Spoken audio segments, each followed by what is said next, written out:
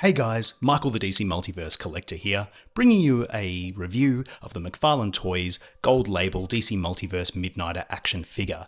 Big thanks to McFarlane Toys and Head Start Toys for sending me this sample for review, and I'm really excited to take a look at this guy. It's a fascinating character I wasn't familiar with before getting this figure. I've looked him up, I've read the backstory, including the publication history.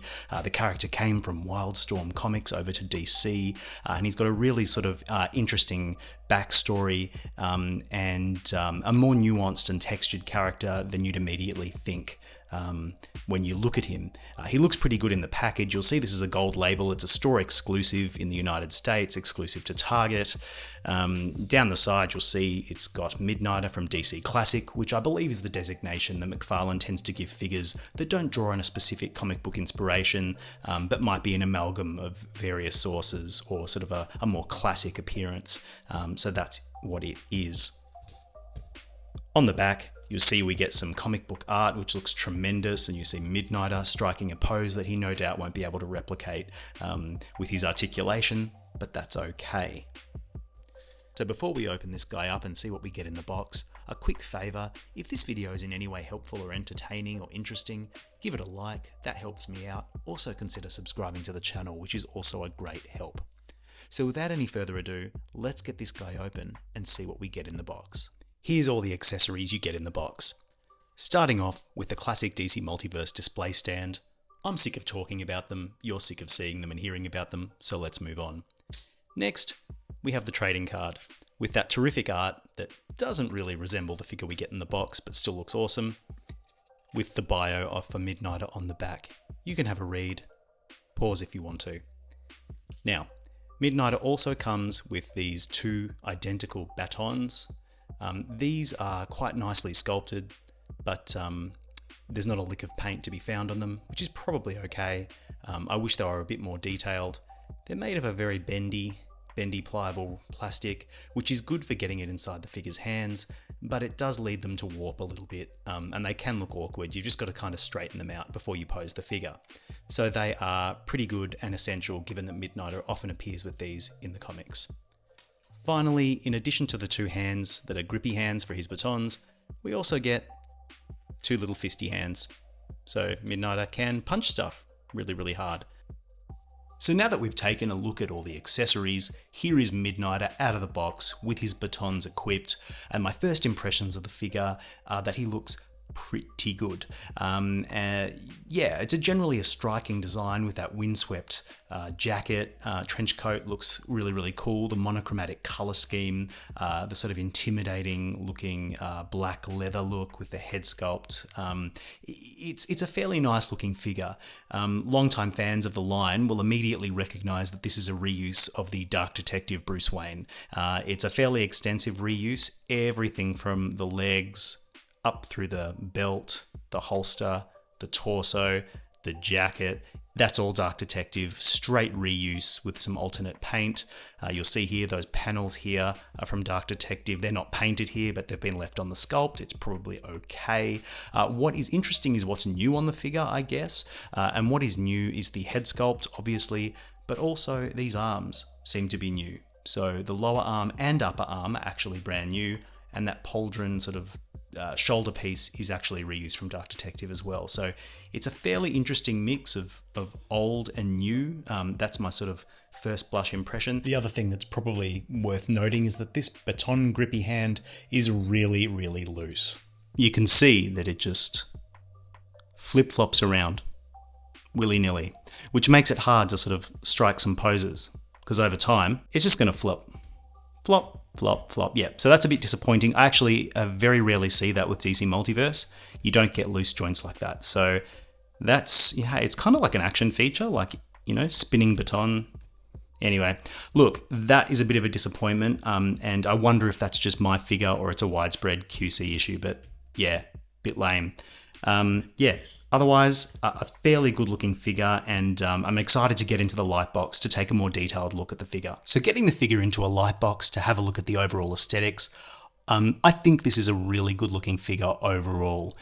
This was a great sculpt when it was on the Dark Detective, and it remains a really great sculpt. There's lots of detail, lots of texture, creases, different sort of materials. The jacket is tremendous. It was tremendous on the Dark Detective, and it's tremendous here. It's like windswept, it's dynamic, all the stitching, it's got a texture to it. It's not overblown, it's not too dramatic, so it creates sort of ample opportunity for posing. I think it looks really good.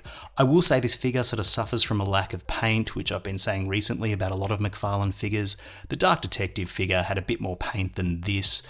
From memory, that figure had sort of a wash applied to the coat. This doesn't, although this still looks really good. What paint there is sort of on that decal on his chest, the Midnighter logo. So the logo itself looks really crisp and good, but you'll see that that grey paint that's been applied there is a little bit sloppy. Not the cleanest, but you know, it is what it is. It's probably acceptable. The head sculpt is really well executed technically. The sculpt is great. It's got some creases, some textures, some lines. I quite like it, and the paint itself is also really, really nice. I think artistically I would have preferred something a little bit more expressive. I've been banging on about the McFarlane head sculpts recently being a bit stoic, a bit boring, and I think this is sort of in that camp too. Midnight is often depicted in the comics sort of baring his teeth, snarling. I think that would have been a much more interesting look for the character, at least as an alternate head. Otherwise, you can see there's some beautiful detail on the lower arms with those straps, and the gauntlets look really, really good. The folds and the cloth, the pauldrons have texture. Yeah, it's an interesting figure to look at. I think it's actually a really, really cool design from the comics, and I think McFarlane has done an admirable job of sort of capturing it. I think they could have gone further with a unique sculpt that was more accurate to the source material, particularly in these boots. Like, these boots just do not match what we see in the comics, and this is clearly just the Dark Detective boots, completely carried over, quite lazy.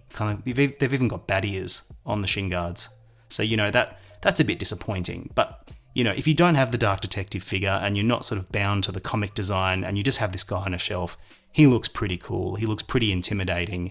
So overall, it's a win. And as far as reuse goes, this is a clever reuse, and it's not egregious. So overall, a fine looking figure, well proportioned, well detailed. Yeah, I like it quite a bit. Having a look now at the articulation for the figure, we can see that the head sculpt is able to rotate 360 degrees with no problem. You get upward tilt of about that much, downward tilt of about that much. So you can kind of get some sort of dynamic, moody posing. You've got a rocker from side to side, so you've got lots of head tilt, a little bit down, a little bit up, pretty good stuff. Now the arms are interesting because these pauldrons here are attached to the upper arm. So what happens is you try and get a T-pose, and this pops right out. It kind of acts like a lever. So I've been popping out the arms all night. It's deeply frustrating. So you're just going to want to plug it back in there. But when you do, you've got to make sure that the tip of that pauldron is above the jacket. And it should just pop back in there. And it hasn't. So that is kind of annoying. There we go. So the arms are, you know, in terms of engineering, are quite well articulated, but that pauldron and the way it's designed to interact with the jacket really inhibits articulation. So you're not going to get like a really dynamic T-pose because it's just not going to give. Yeah, that just gets in the way. You've got double jointed elbows, which work really, really well. As I said, the wrist swivel here is extremely loose, but it's technically well articulated. It's the standard McFarlane wrist articulation. Same on the other side, although this one is nowhere near as loose. Now at the waist, we've got a sort of a hidden diaphragm cut here. He can spin 360 degrees, but like, look how awkward that is. It doesn't want to do that, so I wouldn't recommend doing it too regularly. And at the waist, oh, yep, 360 degrees at the waist as well. But again, it doesn't feel good. I don't recommend it. So in terms of ab crunch, pretty good stuff. Back, he can do it too, but he's inhibited by the cape. Now, for the legs, you'll find this holster here, it inhibits the forward kick out. You can't quite get 90 degrees. Splits, absolutely no problem. So quite good there. Standard McFarlane engineering. Oh my God, it's a thigh cut. I forgot this had a thigh cut. Hey, look at that. A thigh cut. Did the Dark Detective have a thigh cut? I can't remember. Anyway, it's been so long. He's got actually a proper thigh cut, and he's got a bit of swivel at the hips. So that's pretty exciting, I guess, for those of you who love a thigh cut. And as for the knees, they are double jointed, very ratcheted, very stiff. So that's interesting. The feet, swivel, back, forward. They rock, although the rocking is extremely stiff. Yeah, actually, I don't know that they rock any more than that, simply because of the design of the boot, I think. And you can kind of see under the boot, they've got that hideous McFarlane ball joint. And they've kind of covered it up with all that sculpt work, but you can see it peeking through and it looks really, really bad. So yeah, the articulation in the feet is not the best. Toe articulation as per normal. So yeah, overall, it's an okay figure in terms of articulation. There are some highs and lows. It's good at the head, good for sort of ab crunch. The arms don't do much because of the design of the jacket, and also the design of the holster inhibits the forward kick. So this is one of those cases where the outfit actually inhibits articulation. But I think overall the concession is worth it because he looks so cool in this jacket with all this sort of detail. I think I can live with it. And of course it has a thigh cut, which is, yeah, pretty exciting. Forgive me if Dark Detective had that. I kind of forgot that. So it's been so long since I've had a McFarlane figure with a thigh cut. So there you go. Now for some quick comparisons. Here we have Midnighter standing alongside Grifter. Now these two look awesome together, and of course they have shared comic book history, both in terms of their storylines where they've crossed paths, but also the fact that they are both imports from Wildstorm Comics. So these two look really, really great together. I do note that Grifter got the benefit of a brand new sculpt, whereas Midnighter is a reuse, but there you go. They still look really, really good together. And here is Midnighter posed with New 52 Red Hood. No particular reason to pose these together other than the fact that they sort of share a similar aesthetic with sort of holsters and leather and jackets, and I just think they look really, really cool together. And here he is, standing next to Hush Batman, the behemoth, the big boy, and you can see that Hush Batman is indeed much taller than Midnighter, although I think roughly in scale for what they should be in the comics, I don't think they look terrible together. I actually think they look quite good. So what do I think of Midnighter overall?